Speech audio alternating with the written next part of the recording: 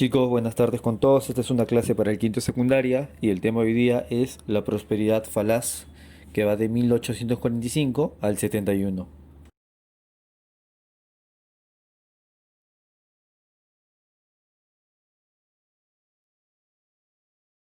La prosperidad falaz todavía sigue dentro del periodo del primer militarismo, por lo tanto, este periodo sigue gobernado por militares. Además, el término prosperidad falaz fue acuñado por el historiador de la República, Jorge Basadre, y esta época se caracteriza por la prosperidad económica, pues el Perú goza de grandes ingentes ingresos económicos a causa de la venta del guano. Pero todo va a terminar mal, pues el secreto está en el nombre, prosperidad falaz. Falaz implica mentira, puesto que toda la riqueza que tuvimos va a terminar en bancarrota. Además, la mayor parte de los ingresos fue para los criollos peruanos.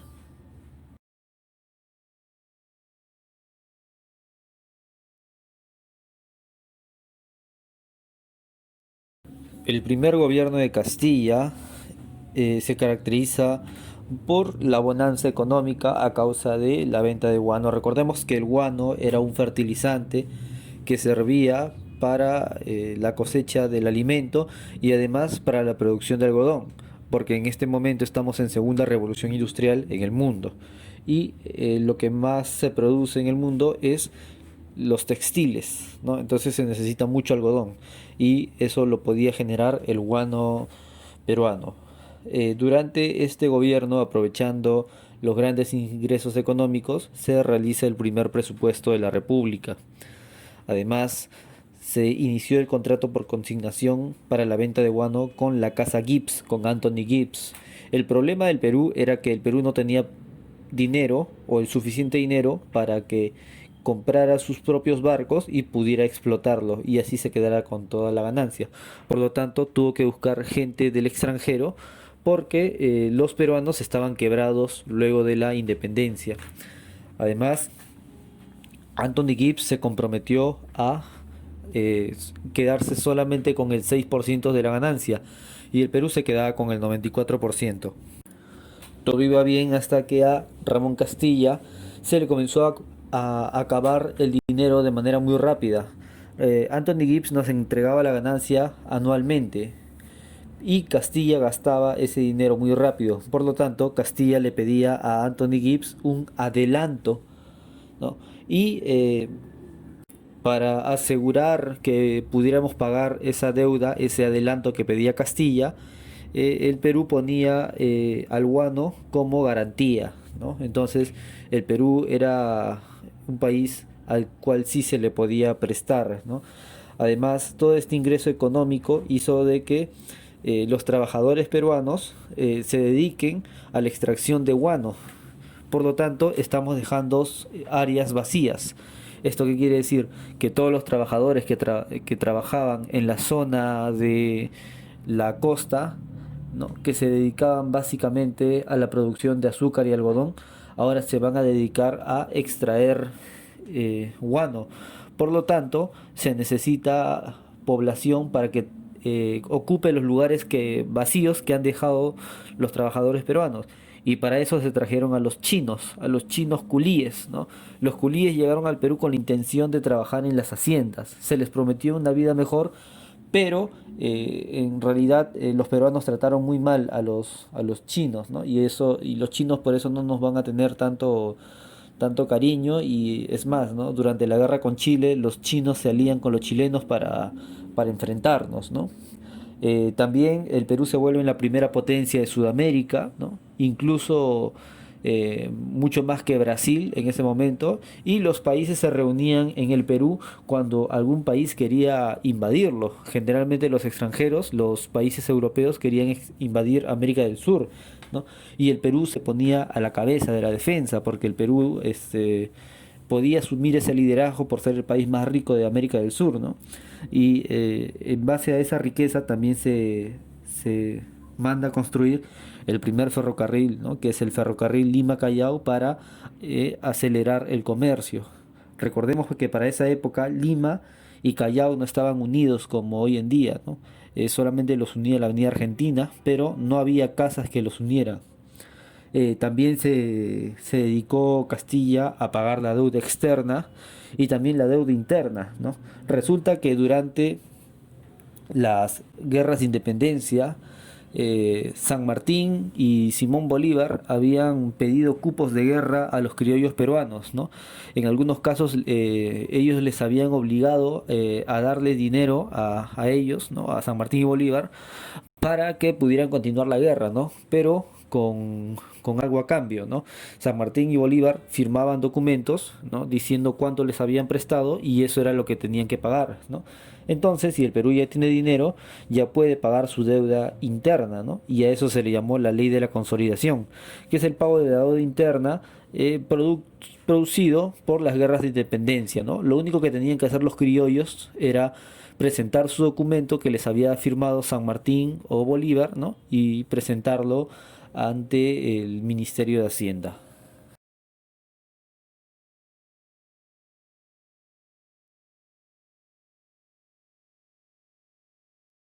Luego, Ramón Castilla deja encargado el gobierno o recomienda a su amigo José Rufino Echenique, ¿no? El gobierno de Rufino Echenique, si ustedes se dan cuenta, no duran los 6 años que duró el gobierno de Castilla, por los siguientes motivos, ¿no? En primer lugar, Rufino Echenique quiere comerciar a través de las Amazonías, ¿no? Porque por la Amazonía se llega más rápido al océano Atlántico. Entonces, el río Amazonas pasa por Perú en ese momento, pasa por Perú y también pasa por Brasil, pero la mayor parte es Brasil. Entonces, cuando Echenique le pide permiso para que los vapores peruanos pasen por el río Amazonas, Brasil pide a cambio una porción de territorio, ¿no? Y a eso se le conoce como el Tratado de Herrera da Ponte Ribeiro. El Perú cede territorio a Brasil a cambio de navegar por el Amazonas, algo que le trajo muy mala fama al gobierno de Chenique, ¿no? Habiendo dinero del guano, se construyó también el ferrocarril Tacna-Arica, ¿no? También surge el escándalo de la consolidación. Recordemos que Ramón Castilla había decidido pagar la deuda interna, pero él había hecho el cálculo y la deuda interna solamente era 5 millones de pesos peruanos para ese momento. Ahora, resulta que peruanos inescrupulosos, criollos inescrupulosos, comenzaron a falsificar las firmas de Don José de San Martín y Simón Bolívar, de tal manera que decían, a mí también me han prestado, cosa que nunca había sucedido. Y la deuda que era de 5 millones pasó a ser de 23 millones, casi se multiplicó por 5. Eso fue un escándalo para la época, algo que la gente no se podía, no podía soportarlo, ¿no? Y eso fue motivo para que Ramón Castilla, que antes había sido su amigo, ahora le dé un golpe de estado, ¿no?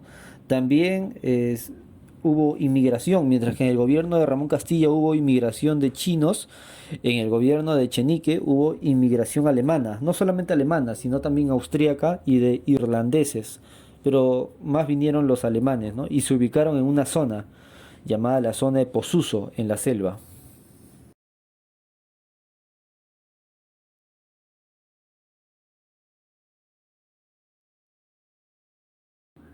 Ahora, en el segundo gobierno de Castilla, para que ingrese al poder le hizo golpe de estado a Rufino Echenique, pero para ganar soldados ofreció a los negros la libertad, ¿sí? Y le dio la libertad a los esclavos, ¿no? Pero en realidad no es que se la dio, sino se la compró, ¿no? Castilla pagó 300 pesos por cada esclavo liberto, ¿no? Además abolió el tributo indígena, lo que lo hizo más popular aún, ¿no? Y se firma el contrato por consignación, pero ya no con la casa Gibbs, ya había vencido el contrato con la casa Gibbs, ahora lo firman los consignatarios peruanos. Recordemos que los consignatarios peruanos habían cobrado la deuda interna, ¿no? Por la ley de la consolidación de la deuda interna, entonces los criollos peruanos ya tenían dinero. Y si ya tenían dinero, ya podían ser consignatarios peruanos, o sea, ya podían tener sus propios barcos y ya lo podían vender, ya podían vender el guano a los europeos, ¿no? Para ello formaron la Compañía Nacional del Guano, ¿no? Cuyo líder fue Manuel Pardo Lavalle, quien luego va a ser presidente de la República, ¿no? Además, se realizó el primer censo de la República, cuya cifra fue de 2.487.916 habitantes en todo el Perú, y evidentemente el Perú era un país muy despoblado, ¿no? Era un país que tenía mucho territorio y tenía poquita población. Por eso es que Castilla siguió con las políticas inmigratorias de chinos, ¿no? Para que vayan a trabajar en las haciendas y para que vayan a trabajar trabajando de guaneros, ¿no? De extracción de guano en las islas de Chincha, ¿no? Además, promulga la constitución, una constitución en 1860, que es la que más ha durado, ¿sí? Ha durado 60 años porque se terminó en 1820, en 1920, con la llegada de Augusto Leguía al poder.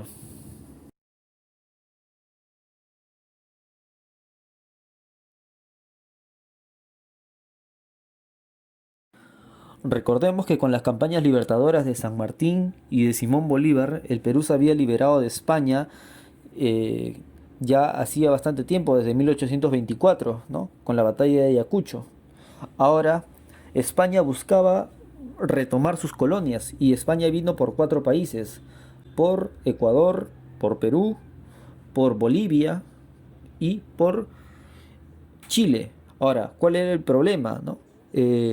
España no podía entrar así por así. España tenía que buscar una excusa y mandó una supuesta expedición científica, ¿no? Era raro que una expedición científica venga con armas, ¿no? Pero España lo mandó, ¿no? Entonces, España estaba buscando una excusa para entrar, ¿no? Y encuentra a la expedición científica y también el incidente de la hacienda de Talambo. Resulta que un español que era dueño de la hacienda Talambo era muy maltratador, ¿no? Y sus trabajadores mismos lo mataron, ¿no? Lo mataron. Entonces, los españoles que estaban en sus barcos mandaron a un juez y el juez se presentó al Perú como un comisario real, ¿no? Entonces Juan Antonio Peset le dijo, que era el presidente de ese momento, le dijo, mire señor juez, usted no puede entrar porque ese título, el comisario real, o también se le conoce como comisario regio, ¿no? Ese título ya no se usa ahora, porque el Perú no es colonia, el Perú es república. El Perú ya no depende de España, ¿no? Entonces, ese juez, que era el juez Salazar, se fue a quejar al comandante de los barcos de España, ¿no? Que estaban al frente del Callao, y en represalia, los barcos los barcos españoles tomaron las islas de Chincha, por lo cual el Perú ya no podía vender su guano, ¿no? Ante ello, el presidente Peset no puede enfrentarlos y decide firmar el Tratado Vivanco Pareja, ¿no? Que es un tratado muy vergonzoso para el país, ¿no? En el cual el Perú se compromete a pagarle a España, se compromete a poner la bandera de España en el Perú, etcétera, ¿no? Y esto no se podía tolerar, ¿no? En el fondo lo que España buscaba era desarrollar su industria, ¿no? Y para eso buscaba colonias, ¿no? Ahora, por el tratado Vivanco Pareja, ¿no? Que causó mucha indignación en el Perú, se dio el golpe de estado de Mariano Ignacio Prado, ¿no? Sacando a Juan Antonio Peset. Pero Ignacio Prado de frente le declara la guerra, ¿no? Pero antes de declarar la guerra a la España, lo primero que hace es unirse, ¿no? Hacer una alianza, ¿no? Y la alianza del Perú fueron el Ecuador, Bolivia y Chile, ¿no? Que en realidad Ecuador y Bolivia no pelearon porque no tenían nada, ¿no? Los únicos que pelearon fueron Perú y Chile, ¿no?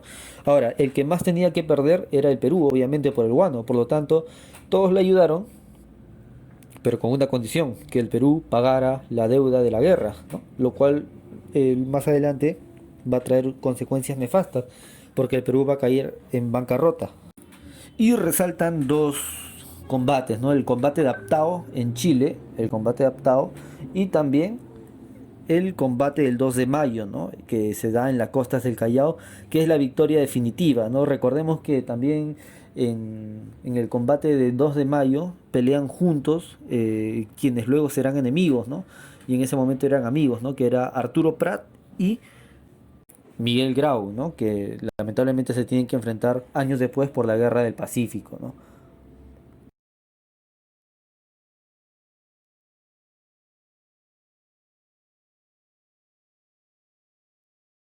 Finalmente tenemos el gobierno de José Balta. José Balta, que gobierna 4 años, asume un país con gran crisis económica, ¿no? Generada por la guerra contra España. Ahora, eh, para recuperarnos de esa crisis económica, José Balta llama a un ministro joven, que luego va a ser 2 veces presidente de la República, que es el señor Nicolás de Piérola, ¿no? Y Nicolás de Piérola propone firmar el monopolio del guano con la Casa Dreyfus, ¿no? De tal manera que el Perú le entrega todo el guano, pero Dreyfus se compromete a pagar nuestra deuda externa. Y otra vez podremos volver a tener dinero, pero claro, en menor cantidad, ¿no? Ahora, con ese dinero y con algunos préstamos se da la política ferrocarrilera, ¿no? Resulta que José Balta tenía en la mente de que todo país moderno tenía ferrocarriles, ¿no? Y el Perú no podía ser la excepción, ¿no? Por lo cual se contrató al ingeniero Henry Meiggs, ¿no? Ahora, el problema de Henry Meiggs era que Meiggs había hecho caer la bolsa de valores en Estados Unidos, ¿no? Era un estafador de primera, ¿no? Y en el Perú no fue la excepción, ¿no? Resulta que eh, Henry Meiggs hizo 9 ferrocarriles, pero de los 9 ferrocarriles solamente uno servía, ¿no? Y eso sin contar de que los precios eran demasiado caros, ¿no?